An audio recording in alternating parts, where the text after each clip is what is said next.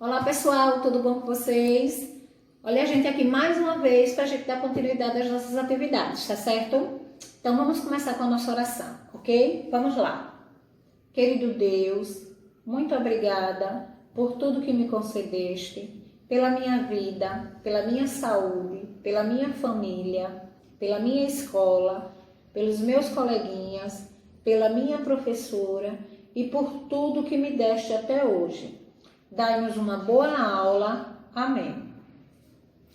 Gente, vamos fazer, antes da nossa atividade, antes da nossa correção, algumas parlendas. Parlendas são algumas manifestações folclóricas que a gente faz normalmente antes de começar uma brincadeira. Por exemplo, eu separei aqui 3 parlendas e eu espero que vocês conheçam algumas delas. Olha. Corre cutia na casa da tia, corre cipó na casa da avó, lencinho na mão caiu no chão, moça bonita do meu coração. 1, 2, 3, que a gente sempre conta 1, 2, 3 com coleguinha para ver quem vai sair, né? Então, as parlendas são essas manifestações que a gente faz quando vai iniciar uma brincadeira. Olha mais uma aqui, ó. Dedo mindinho, seu vizinho, pai de todos, fura bolo, mata piolho. Aí a gente faz, né? Cadê o queijo que estava aqui? O gato comeu. Essa também é outra parlenda. Mais uma. Batatinha quando nasce, espalha as ramas pelo chão. Menininha quando dorme, põe a mão no coração. Essa também é uma parlenda. E eu tenho certeza que vocês já ouviram essas 3 parlendas. Pode ser até que tenham ouvido de uma forma diferente, né? Que às vezes quando as pessoas vão passando uma para a outra, que essas são manifestações que vêm de gerações em gerações, às vezes sempre mudam alguma coisinha, mas são sempre os mesmos significados, tá certo? Pronto. Então, eu falei essas 3 parlendas para vocês, mas eu acho que vocês conhecem outras também, tá certo? Vamos começar agora a nossa correção de história da página 244, né? A gente falou sobre a população em movimento. Como assim? A população se desloca de um lugar para o outro. Falamos sobre migração e imigração. Número 1, na 244, ele disse: por que Maria vai se mudar da cidade? Como a gente leu na semana passada, né? A conversa dela, a gente leu que a mãe dela encontrou um emprego em Cuiabá, né? Então, o motivo que ela vai se mudar é porque a mãe conseguiu um emprego em outra cidade. 2. Você conhece alguém que já tenha se mudado de cidade?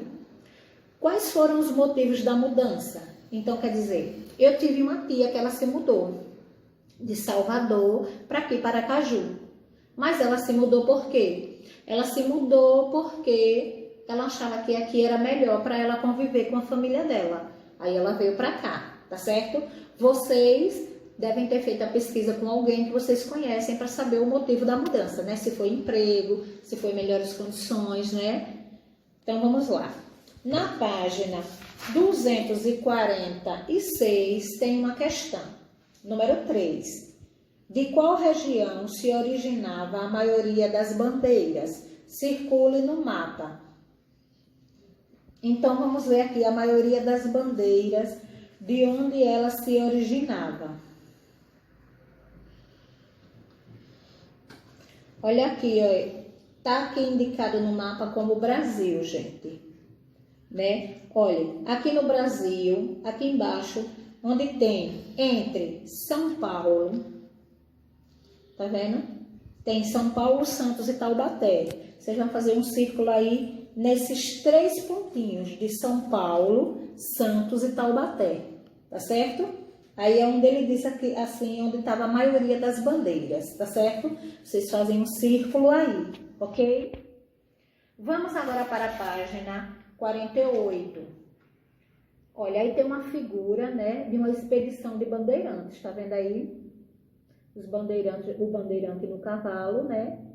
E os indígenas, né, e outras pessoas que trabalhavam para eles. Associe as letras indicadas à imagem com legenda. Por exemplo, quem era a letra A? A letra A na figura a gente percebe, né, com nitidez que eram indígenas. Então a letra A vai colocar indígenas.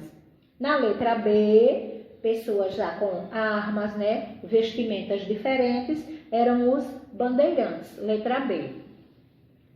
Ele disse, olha, contorne ou conte aos colegas como você conseguiu fazer essa associação, né?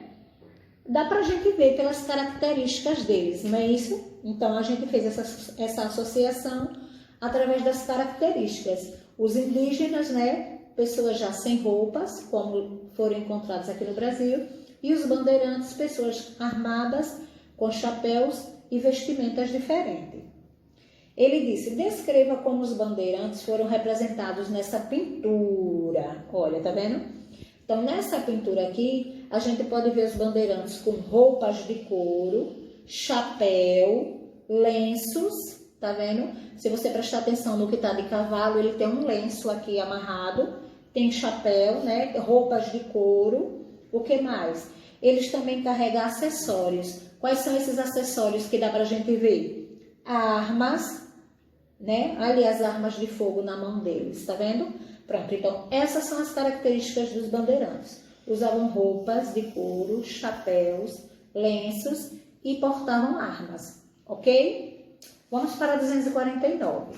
Leia o texto a seguir sobre as expedições bandeirantes. Ele disse assim, olha, além de escravizarem cerca de 500 mil índios, os bandeirantes também se embrenhavam pelo sertão em busca de ouro. Essa aventura, marcada pela violência, acrescentou milhares de quilômetros de novas terras para a colônia portuguesa.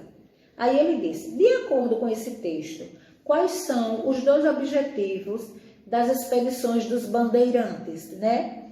Então, na primeira linha ele já diz escravizar os indígenas, né? E depois ele diz aqui, se embrenhar pelo sertão em busca de ouro. São esses dois objetivos dele. Escravizar os indígenas e se embrenhar pelo sertão em busca de ouro, tá certo? Parabéns para quem acertou essa, viu? As bandeiras eram deslocamentos populacionais temporários ou permanentes. E por quê? Era temporário. Por quê? Porque eles depois saíam para outros lugares, né, em busca de novas origens.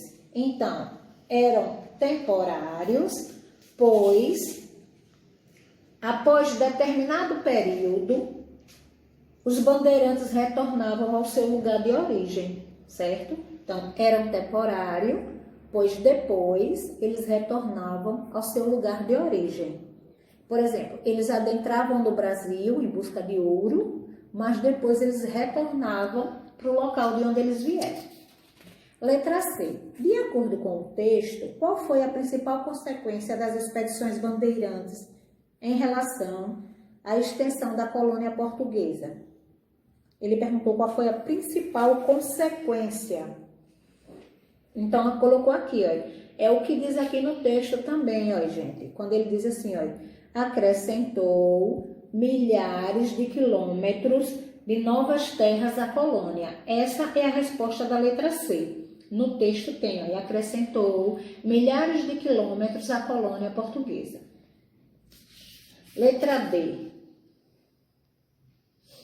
Por que a autora do texto afirma que as expedições bandeirantes eram marcadas pela violência? Converse com os seus colegas. Quando a gente explicou o assunto para resolver essa atividade, eles diziam que os bandeirantes, além de explorar, eles iam à captura dos indígenas para serem escravizados, né? E muitos indígenas que não queriam ser escravizados lutavam contra eles. Muitos acabavam morrendo, né? Uns fugiam, outros morriam, né? Então, por isso que foi marcada por violência. Porque eles eram escravizados. Como não aceitavam, muitos eram mortos, tá certo? Terminamos a nossa correção. Na atividade dessa semana, a gente vai fazer sobre a busca pelas drogas do sertão. Aí ele diz, mas o que seriam isso, né? Então, o livro aqui já vem contando assim, né? que além dessas expedições dos bandeirantes, que ocorreu no período colonial, também houve a descoberta das drogas do sertão, principalmente na região da Amazônia, né? Milhares de pessoas foram atraídas, né? O que permitiu a ocupação desse lugar, né? Com mais habitantes ainda. Então ele disse assim, ó, veja a exploração econômica dessa região. A economia da região gravitava em torno das chamadas drogas do sertão. Não, a gente não está falando de drogas como a gente ouve hoje nos jornais, viu, gente? Não está falando de álcool, de cachaça, não está falando disso, não. As drogas do sertão eram algumas especiarias, como canela, cravo, anil, castanha do Pará, entendeu? Era esse tipo de coisa, certo? Aí, elas eram muito valorizadas, né, fora daqui. Então, eles pegavam e levavam para vender na Europa, certo? Os caminhos para as minas, né? Também tem esses caminhos para as minas, como mostra aqui na página 251, o mapa, né? Esse mapa, ele faz uma rota dos caminhos para as minas. As minas de quê? As minas onde eles queriam explorar ouro e pedras preciosas, tá certo?